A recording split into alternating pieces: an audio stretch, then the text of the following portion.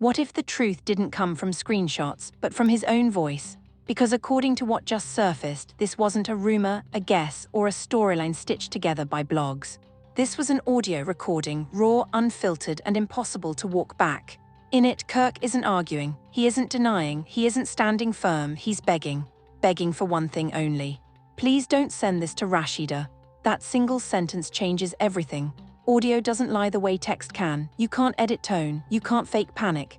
And when someone's voice drops, hesitates, and cracks, you're not hearing strategy, you're hearing fear. According to the claim, Jasmine Washington didn't leak this to be loud. She leaked it because, for the first time, the truth didn't need explaining. It spoke for itself. What makes this recording explosive isn't just what's said, it's what isn't denied. There's no confusion in his voice. No, you're lying. No, this is fake, just urgency, just damage control. Just a man realizing the one person he can't face hearing this is the one person it's about to reach. And that's where panic sets in, because when someone begs for silence, it's not about embarrassment, it's about consequences. It's about knowing that once this audio reaches Rasheeda, the narrative collapses. No explanations, no spin. No reunion stage deflections. Just reality, delivered in real time. This isn't about another scandal. This is about a moment caught before the cover story was ready. And tonight, we're breaking down what this recording reveals. Not just about the relationship, but about everything that was happening behind the scenes while silence was being negotiated. Because when someone says, "Please don't send this," the real question isn't why they're scared. According to the narrative now circulating, this audio recording didn't just add another layer to the drama, it rearranged the entire power dynamic. Until this moment, everything existed in fragments. Text messages could be questioned, screenshots could be labeled fake, timelines could be debated, but audio is different. Audio captures intention in real time. It captures urgency, fear, hesitation, and tone, all the things people can't easily explain away. And that's why, according to those familiar with the situation, this recording hit harder than anything before it. What stands out immediately is not just that Kirk is asking for silence, but how he's asking. There's no confusion in his voice, no demand, no authority. Instead, there's restraint mixed with pressure, like someone who knows they've already lost leverage and is trying to prevent the final blow. That matters because it suggests awareness. Awareness that the truth once heard by Rasheeda won't need interpretation. It won't need context, it will stand on its own. According to the claims, Jasmine didn't release this audio impulsively. It was allegedly held back for a reason, because when someone has audio like this, timing becomes everything. Releasing it too early looks emotional, releasing it too late looks reactive. But releasing it now, after months of denial, silence, and deflection, turns the narrative inside out. Suddenly, Jasmine isn't explaining, she's presenting evidence, and evidence shifts the burden. It forces the other side to respond rather than speculate. This is where the pressure reportedly intensified. Because the audio doesn't accuse Kirk of anything explicitly. It doesn't need to. The implication is built into the request itself. If there was nothing to hide, there would be no reason to beg. If the situation was innocent, there would be no panic about Rasheeda hearing it. That's the part that people can't unhear. According to the narrative, this single clip reframed everything people thought they understood about the relationship. More importantly, the audio allegedly exposed something deeper than infidelity. It exposed fear of accountability. Fear of what happens when private negotiations fail, and the truth reaches the person who has been operating without full information. Once that fear becomes audible, control starts slipping. Because at that point, the story no longer belongs to blogs or producers. It belongs to whoever hears the recording and recognizes what panic sounds like when it has nowhere left to go. According to how this moment is being interpreted, the most revealing part of the recording isn't the words themselves, but the position Kirk is speaking from. Begging is not neutral. Begging means leverage is already gone. It means the person speaking understands that once this information reaches the wrong ears, explanations won't matter anymore. And that's what makes this audio different from every denial that came before it. It doesn't sound like someone defending the truth. It sounds like someone trying to delay consequences. When people listened closely, what stood out was the lack of alternatives. There was no attempt to reframe the situation, no effort to say the audio was being misunderstood, no confidence that things could be explained away later. According to the narrative, this suggests that Kirk already knew how the recording would land. He knew the tone, he knew the context, and most importantly, he knew how it would sound to Rasheeda. That kind of certainty only comes when someone understands that their private words don't align with their public story. This is where Kirk Frost becomes the center of the pressure. For years, the narrative around him has relied on compartmentalization, handling situations privately, smoothing things over later, and trusting that time would dull the impact. But audio collapses compartments. It puts everyone in the same room at the same moment. According to the claims, that's exactly what he was trying to avoid. Not exposure to the public, but exposure to Rasheeda specifically. Because once she hears it, the internal negotiations end. What also adds weight to this moment is how it reframes Jasmine's role. Up until now, she could be painted as emotional, reactive, or attention-seeking. The audio changes that. It removes her voice from the center and replaces it with his. She no longer has to convince anyone of intent. The intent is audible. And according to the narrative, that shift is what caused panic behind the scenes. Because once the audience hears fear directly from the source, the usual strategies, deflection, minimization, character attacks, lose effectiveness. This also explains why the reaction afterward appeared tense rather than confident. Begging suggests anticipation of fallout. It suggests knowledge that the truth once heard will force decisions that can't be postponed. According to the narrative, this wasn't about preventing drama. It was about preventing finality.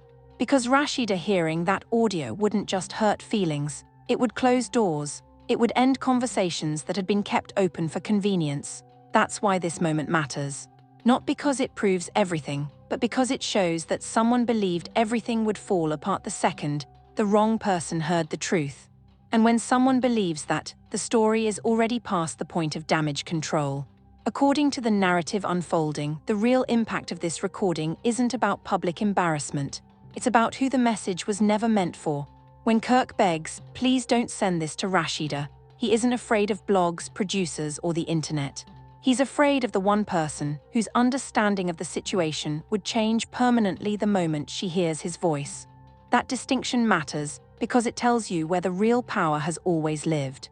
Not in public perception, but inside a private marriage that has survived for years on partial truths and delayed accountability. Audio hits differently because it removes interpretation. Rasheeda wouldn't be hearing a retelling. She wouldn't be hearing Jasmine's version. She wouldn't be hearing a producer's edit. She would be hearing Kirk in his own voice, in his own tone, asking for silence. And according to the narrative, that is exactly what makes this moment irreversible. Because once you hear someone beg to keep something from you, you're no longer questioning what happened. You're questioning why you were the last to know. This is why, according to those close to the situation, the panic wasn't about damage control with the audience. It was about containment within the marriage. For years, difficult situations could be reframed, explained later, or softened with time. But audio collapses time. It brings the past into the present with no warning. And when the words were spoken matters less than how they sound now. That's the danger Kirk was trying to avoid. Because tone reveals intention, and intention is what destroys plausible deniability. The narrative also suggests that Rasheeda's position in all of this has been misunderstood. She isn't just a spouse reacting emotionally. She's someone who has repeatedly been asked to trust explanations after the fact. Hearing this audio wouldn't just confirm one issue, it would confirm a pattern. A pattern of private conversations that didn't include her, decisions made without her knowledge, and truths that only surfaced when exposure became unavoidable. That kind of realization doesn't lead to arguments, it leads to withdrawal. What makes this audio especially damaging is that it reframes past silence. Every time Rasheeda defended the relationship publicly, every time she chose to stay quiet or move forward, it was done under the assumption that she had been given the full picture. According to the narrative, this recording challenges that assumption directly. It suggests there were moments she was intentionally kept out of, not to protect her feelings but to protect outcomes. This is why the audio isn't just another piece of drama, it's a turning point. Because once Rasheeda hears it, the conversation shifts from explanations to accountability. And accountability, unlike negotiation, doesn't wait for the right moment. It arrives when the truth can no longer be filtered. According to the narrative, once the audio surfaced and its implications became impossible to ignore, the situation entered a phase where control no longer belonged to any single person. Up until this point, outcomes could still be managed privately. Conversations could be delayed, emotions could be negotiated, but audio changes the rules because it introduces something permanent into a space that relied on flexibility. Once a recording exists, it doesn't age, it doesn't soften, it doesn't reinterpret itself. It stays exactly the same and everyone else has to react around it. This is where the fallout reportedly became unavoidable. Not because anyone wanted to escalate the situation, but because the recording forced clarity. According to the narrative, every private reassurance that followed sounded weaker after that. Every explanation felt incomplete. The moment someone has to explain why they didn't want a truth heard, the discussion shifts from behavior to intent. And intent is harder to defend, especially when it's revealed through tone rather than argument. What made this phase especially tense was the imbalance in emotional cost. For Jasmine, releasing the audio meant letting go of leverage. Once it was out, there was nothing left to hold back. For Kirk, it meant losing the ability to negotiate behind the scenes. And for Rasheeda, it meant being placed in the position of reacting to something she was never meant to hear. According to the narrative, that position is the most destabilizing of all, because it forces a response even if someone would rather stay silent. Silence, at this point, stopped being a strategy and started being a statement. Not speaking no longer meant processing, it meant choosing distance. According to observers, this is when the relationship dynamic visibly shifted, not through public announcements but through absence, through disengagement, through the subtle but unmistakable signal that something fundamental had changed. Because when trust is broken at the level of intent, repairing it requires more than apologies. It requires rebuilding the entire framework of honesty. This is why, according to the narrative, the aftermath of the audio is far more serious than the moment itself. The recording didn't create the problem, it revealed it. And once revealed, the problem could no longer be managed quietly. It moved from private negotiation into public consequence, even if no one officially addressed it. From that point forward, every action became subject to interpretation. Every silence became louder, and every attempt to move on without accountability felt more fragile than before. At this stage, the story is no longer about whether the audio was fair to release. It's about what the audio confirmed, that there were conversations happening in the dark, that someone understood those conversations would change everything if exposed, and that once exposure happened, the control everyone depended on was gone. The only thing left was response, and responses, unlike recordings, can't be rehearsed forever. At this point, the audio isn't just a moment in the story, it's the line that separates speculation from realization.